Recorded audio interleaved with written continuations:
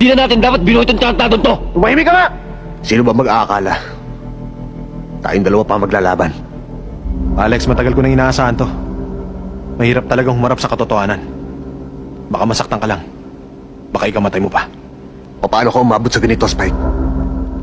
Pare, sa panahon ngayon, mahirap kumita ng pera. Malaki lang ang pagkakautang ko kay Congressman. Kumbaga sa tubig, lunod na ako. Nagbabayad lang ako ng utang na loob. Kaibigan kita. Pero pulis ako. At lumabag ka sa batas. Batas? Anong batas ang pinagsasabi mo? Eh, konti lang naman pagkakaiba niyo sa amin eh. Oh, may uniforme kayo. May tsapa kayo. Ha? Legal lang kayo pumatay.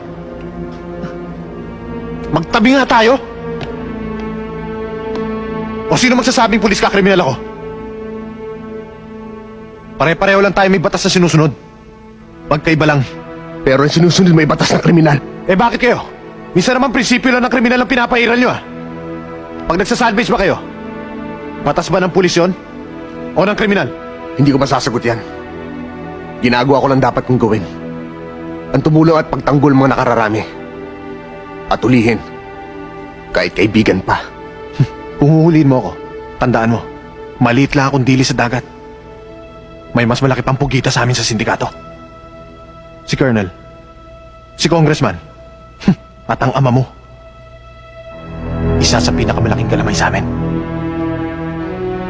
Anong gagawin mo ngayon? Alam mo, isa kong pagkakamali, hindi ko nasabi sa ito noon eh. Dahil masasaktan ka lang. Mahirap talagang humarap sa katotohanan. Alex? Isa ka na rin ba sa kanila? Sakara ka ba?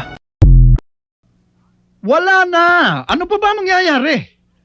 Kahit ano pa ang gawin ninyo, hindi na mababalik ang buhay ng tatay mo. Babayaran na lang kita. Magkano ba?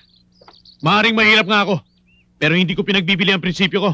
Katarungan ang hanap ko, hindi ang pera mo. Matapang ka, ha? Sige.